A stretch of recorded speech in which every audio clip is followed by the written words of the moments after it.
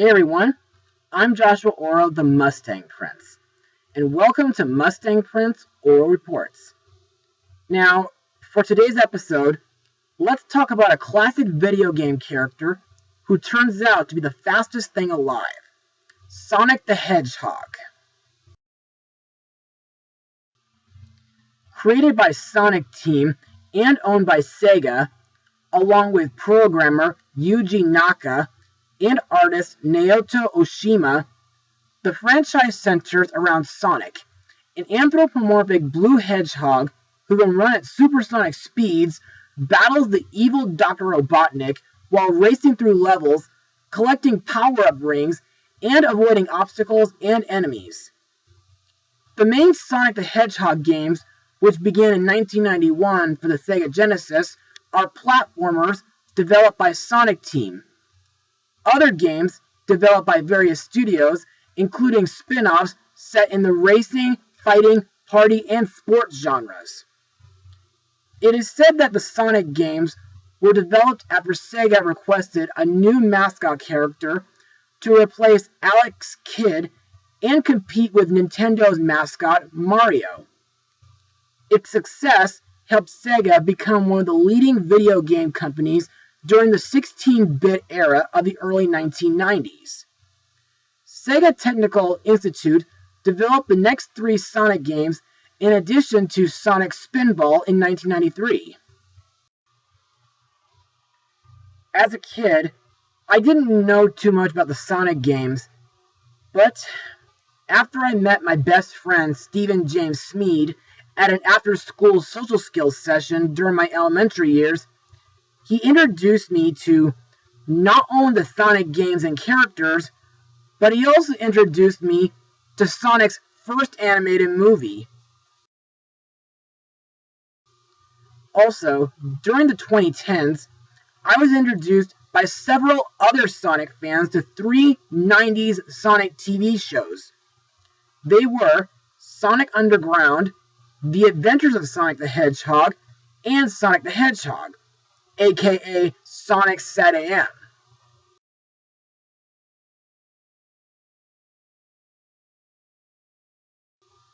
To me, I think Sonic Sat AM is the best out of the three, due to its characters, story, voice acting, as well as its awesome opening intro. Also to note, Sonic the Hedgehog had a cameo in Disney's Wreck-It Ralph and its sequel, Ralph Breaks the Internet. However, just recently, I just saw a really fantastic movie where Sonic made his first appearance in live action. Released on February 14th, 2020, Valentine's Day, might I add, the movie is, well, Sonic the Hedgehog. So, let's get started. The film follows the misadventures of Sonic as he navigates the complexities of life on Earth with his newfound human best friend, Sheriff Tom Wachowski. Soon, after a massive power outage that Sonic accidentally caused, and losing his bag of rings, Sonic and Tom join forces to retrieve said rings and stop the villainous Dr. Robotnik from capturing Sonic and using his immense powers for world domination. So, what do I think of the movie? Well, next to Pokemon Detective Pikachu from last year, this film was really enjoyable, and so far, it has got to be the funniest movie of the year. But to further explain why, let's move on to Mustang notes. Development for a movie adaptation based on the Sonic the Hedgehog video game series began as early as 1993, during production of Deke Entertainment's television show, The Adventures of Sonic the Hedgehog. Michaeline Risley, the newly appointed consumer products director who helped to greenlight Adventures, was assigned to negotiate with several Hollywood producers to find support for a Sonic movie. Sega CEO Tom Kalinske, however, was unsure of having a movie based on the video game series, because he didn't want to hurt the brand, citing Super Mario Bros. And Street Fighter as commercial and critical failures, which damaged the reputation of their namesake video game franchises. Despite Kalinsky's concern, the company was highly enthusiastic of a movie adaptation, and a year later, Sega struck a development deal in August 1994 with MGM and Trilogy Entertainment Group, with Penn Densham as the executive producer of the film. Eventually, MGM backed out the development deal and canceled the project after a failed attempt to revive the film at DreamWorks, though Richard Jeffries, who was an associate of Risley from her days at Marvel Comics, suggested that the film was scrapped as both Sega and MGM wanted a higher share of the film's projects, while Densham claimed that it was because of creative differences between Sega and Trilogy. In 2013, Sony Pictures acquired the film rights to the franchise, and by 2014 had a movie adaptation in development, with Jeff Fowler hired as director in 2016. After Sony put the project in turnaround, Paramount Pictures acquired it in 2017, and the majority of the cast had signed on by August 2018.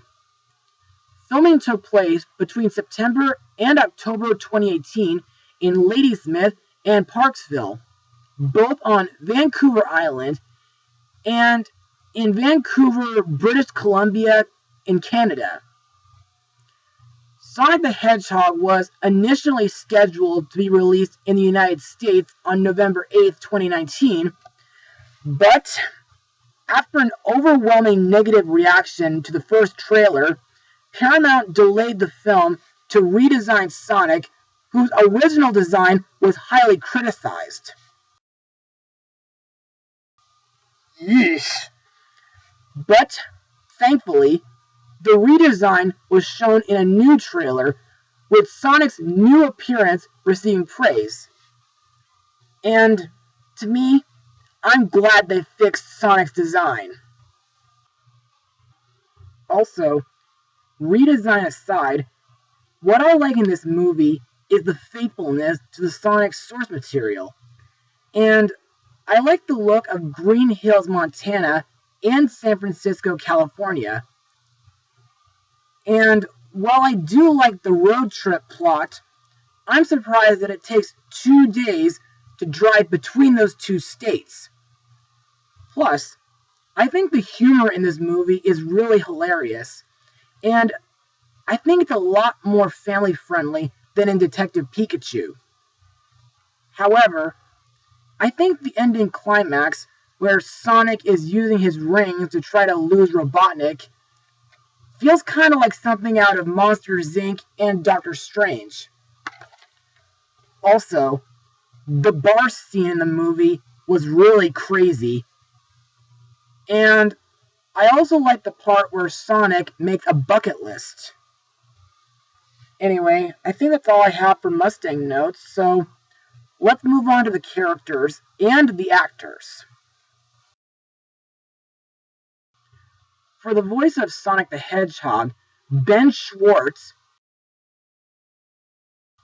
who was a consultant for BB-8 in Star Wars Episodes 7 through 9, was hired for the role.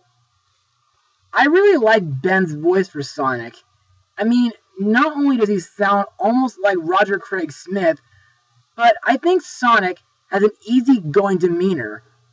Plus, I like when Sonic goes so fast that everything appears to be frozen or slow in his perspective.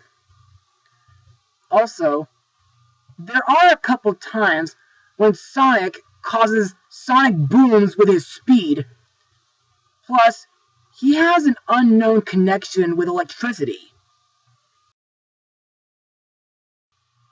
Sonic's arch nemesis, Dr. Robotnik, is played by my all-time favorite comedian, Jim Carrey. best known from The Mask, The Grinch from 2000, A Series of Unfortunate Events from 2004, Horton Hears a Who from 2008, and A Christmas Carol from 2009. Like in the games, Robotnik is an eccentric scientist that plots to capture Sonic the Hedgehog in order to drain and harness his powers. Jim Carrey described the character as a madman and added, saying that he's got 300 IQ, so it took a week and a half to prepare for that role. You know, ever since I was introduced to the character when I was young, I felt a little bit addicted to calling him Robotnik. Yeah, I know it may sound kind of dirty to a lot of you, but anyway, to me, like a lot of the characters that Jim Carrey breathes life into, Robotnik is a really wacky character, despite the fact that he's not as chubby as his game counterpart. Also, Robotnik had a really rough childhood backstory. And to me, I think his robot drones, while dangerous, are pretty cool. Sonic's human friend, Sheriff Tom Wachowski, is played by James Marsden, who got to be in Hairspray from 2007, Disney's Enchanted, and Hop. Tom is the sheriff of Green Hills, Montana, who wishes to join the San Francisco PD. Sonic refers to him as the Donut Lord. To me, I think Tom is a kind-hearted and hard-working sheriff, and I like that he pursues the chance to help other people, kind of like me when I'm working at Target. Also, Tom is not afraid to get physical if the need arises, and he is protective of those he cares about. Despite his sharp tongue and an occasionally dark sense of humor, Tom is a very sweet and gentle kind of character, and he frequently goes out of his way to assist others. And finally, Tom's wife Maddie is played by Tika Sumpter. Sonic calls her the Pretzel Lady. Maddie is a veterinarian who cares for living creatures, and she enjoys helping them to heal. She works well under pressure and shows emotional and intellectual maturity. To me, I think Maddie is a really sweet character, and I think it was equally as sweet when her niece gave Sonic new running shoes. And now let's move on to my final words. Overall, Sonic the Hedgehog was a great video game-based movie. Sonic's character, design, and personality stays true to his video game counterpart, and I think Ben Schwartz does a great job voicing him. The scenery in Green Hills, Montana is breathtaking, and the road trip between there and San Francisco, while a tad quick, was nice. The human characters, Tom and Maddie, were great supporting characters for Sonic, and the villain, Robotnik, is a really wacky and insane character. Also, the action in this movie is really hardcore, and the humor is really hilarious. So, if you guys are Sonic fans, or if you guys are hardcore video game fans, then be sure to give this movie a watch. And I just hope there'll be a sequel where we can see other Sonic characters like Tails or Knuckles. As for my rating, I'll give it a 96% out of 100. Well, that's all for now. Be sure to join me next time. Mustang Power.